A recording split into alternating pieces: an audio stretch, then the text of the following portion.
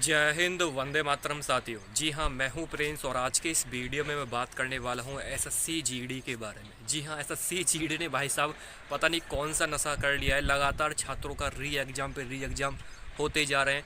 एक लिस्ट पहले आई थी 16,000 प्लस बच्चों की, जिसमें री एग्ज़ामों का कंडक्ट कराया गया था। ये तो आपको भी पता होगा, लेकिन एक और लिस्ट कल यानी 22 तारीख को जारी हुई है। साइड में आप देख सकते हैं, इसमें 2 सेंटर बनाए गए हैं। इसमें 300 प्लस स्टूडेंट है जिनका री एग्ज़ाम करेगा। और तीनों ही यहाँ पर आप यो दो आपके जो सेंटर हैं उनका नाम यहाँ पर आप देख सकते हैं, साइड में लिखे हुए हैं। इन दोनों के ही आपके री एग्ज़ाम कंडक्ट कराए जाएंगे।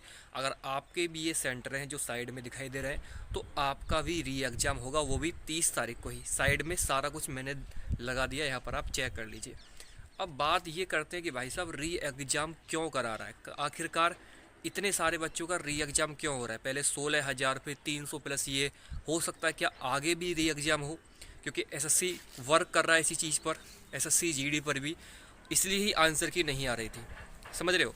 और एसएससी ने एक और दोस्तों एक नया अपडेट दिया था कि आंसर की उन्होंने 11 तारीख को ही अपलोड कर दी थी साइट पर, और 21 तारीख तक वो रही थी। जैसा कि दोस्तों आपने देखा था, डेट और टाइम भी आ गया था जैसे लिंक पर आप क्लिक कर रहे थे।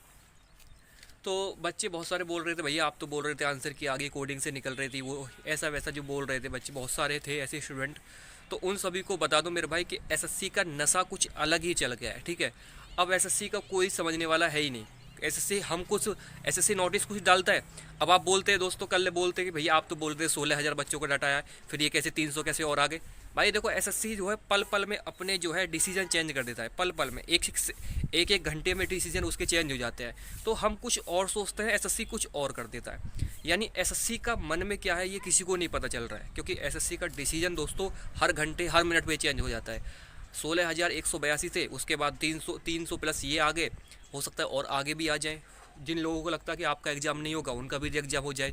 तो कुछ नहीं कहा जा सकता दोस्तों कि आप सिर्फ, मैं इतना बोलूँगा कि पढ़ाई के साथ साथ ये फिजिकल के साथ साथ भाई साहब पढ़ाई भी कर लेना, क्या पता आपका भी हो जाए। कोई भरोसा नहीं है एसएससी का, किसी का भी एग्ज़ाम ठोक दे रहा है ऐसे ही कि भैया तुमने जो है मेहनत ज़्यादा कर ली रनिंग में, अभी इधर आ जाओ थोड़ा से एग्ज़ाम भी दे दो दोबारा से। तो इसलिए भाई डर इस बात का भी है। जो लोग अब यहाँ फिजिकल कर रहे थे उन्होंने फिजिकल छोड़ दिए, क्योंकि भाई क्या पता री एग्ज़ाम उनका भी हो जाए। तो एसएससी का कोई भी भरोसा अब नहीं रहा है। एसएससी एक पल में क्या डिसीजन ले ले, ठीक है। तो मैं तो आप सभी से इतना ही बोलूँगा दोस्तों, जितने भी स्टूडेंट इस वीडियो को देख रहे हैं, थोड़ा थोड़ा भाई पढ़ाई भी करते रहिएगा। जिनका यूपी पुलिस का री एग्ज़ाम है उनके लिए भी बोल देता हूँ कि अगर आप तैयारी कर रहे हैं तो साथ ही साथ एसएससी जीडी पर भी एक बार फोकस कर लेना। जो सिलेबस है, क्या पता आपका भी री एग्ज़ाम हो जाए। कुछ नहीं पता भाई एसएससी का, कहीं भी दोस्तों कमी निकाल देते हैं, टेक्निकल इशू आ गया, ये इसमें टेक्निकल प्रॉब्लम आ गई, ये हो गया वो हो गया, कुछ नहीं पता। और हाँ, जो भी लोग ये बोल रहे हैं आंसर की ये वो आप बोल रहे थे आंसर की निकल गई, तो भाई एसएससी ने देखो खुद बोला है कि 11 तारीख को उन्होंने आंसर की रिलीज कर दी थी, समझ रहे हो, साइड पे। लेकिन वो उन्होंने जो है उन्होंने सिर्फ वहाँ पर अपना डोमेन वगैरह जो है अंदर से ही उन्होंने चेंज किया था, जो कि अभी ऑफिशियल नहीं आई थी। मतलब उन्होंने डाल तो दी थी, लेकिन ऑफिशियल उन्होंने लिंक प्रोवाइड नहीं किया था। तो किसी न किसी तरीके से कुछ लोगों ने कोडिंग वगैरह से निकाल के दिखा दी। अब वो फेक है रियल है उसका मैं तो भाई दावा नहीं कर सकता, फिलहाल तो ये है। लेकिन एसएससी ने खुद बोला है कि 11 तारीख को उन्होंने साइड पर आंसर की डाली थी, 21 तारीख की रात के 12 बजे उन्होंने हटा दी वहाँ से। लेकिन चेक किसी ने नहीं हुई। चेक क्यों नहीं हुई? क्योंकि उन्होंने खुद बताया कि 30 तारीख को एग्जाम है, तो कैसे आप चेक कर सकते हो? सभी की एक साथ आएगी, ऐसा थोड़ी है कि आप चेक कर लो बेचारे तो 30 तारीख के एग्जाम दे के आएंगे, उनकी बाद में नहीं। तो सबकी अब एक ही साथ आएगी, वो भी दोस्तों अप्रैल में, 3 से 4 अप्रैल के समथिंग आंसर की आपको देखने को मिल सकती है।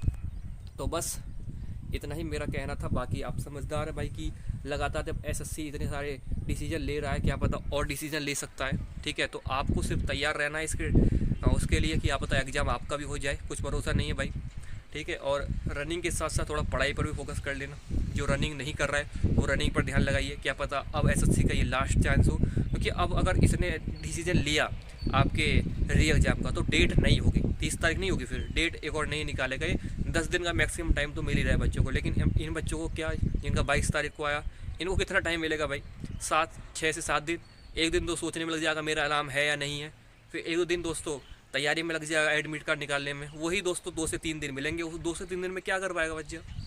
तो भाई ये सिर्फ ये है कि बच्चों को कंपटीशन से बाहर करना है और कुछ नहीं है। री एग्ज़ाम आप कभी भी ले लो, मर्जी आपकी चल रही है। बच्चा बेचारा तैयारी छोड़ के घर बैठा है, रनिंग की तैयारी कर रहा है, उसको पता है भाई मेरा एग्जाम अच्छा गया है, रनिंग की तैयारी करूँ, लेकिन उसको क्या पता घर से रनिंग करके हारा थका आ रहा है और पता चल रहा है कि दोबारा एग्जाम देना पड़ेगा। भैया तुम्हारा एग्जाम तुम्हारा री एग्जाम होने वाला है, रनिंग छोड़ो, इधर आओ, ग्राउंड में बहुत दिन बिता लिया, अब कंप्यूटर पर बिताओ, किताबों में बिताओ टाइम।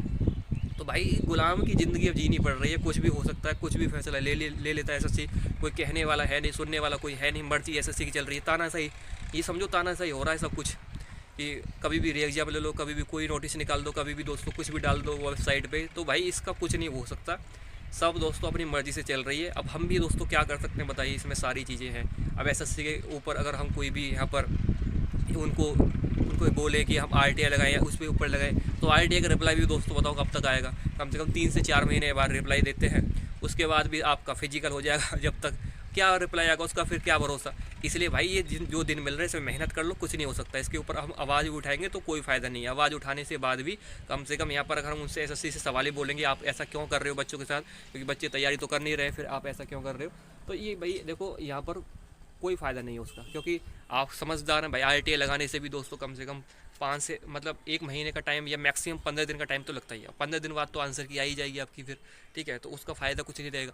तो भाई कुछ नहीं हो सकता। जो बच्चे बोल रहे हैं कि आवाज़ उठाइए हमारे साथ गलत हो रहा है, तो देखो गलत तो हो ही रहा है, लेकिन इसमें आवाज़ उठाने का फ़ायदा भी नहीं है, सिर्फ आपका फ़ायदा ये है कि आप तैयारी करो, इतना हम कर सकते हैं। बाकी आपकी मर्ज़ी है कि आप क्या सोचें, ठीक है। मेरा मानना तो यही है कि आप आराम से किताबें लेकर बैठ जाइए, इसके अलावा कोई ऑप्शन आपके पास नहीं बचा है। और किताब भी दोस्तों साथ के साथ तैयारी भी होती रहे और पढ़ाई भी करते रहो। ये अब एसएससी ने समझा दिया है बच्चों को कि रनिंग करने से काम नहीं चलेगा, पढ़ाई भी साथ साथ करो तो ही कुछ हो सकता है आपका, ठीक है, क्योंकि एसएससी कभी भी री एग्ज़ाम ले सकती है, कोई भरोसा नहीं है भाई। तो भाई आज की इस वीडियो में इतना ही। थैंक यू, जय हिंद, वंदे मातरम।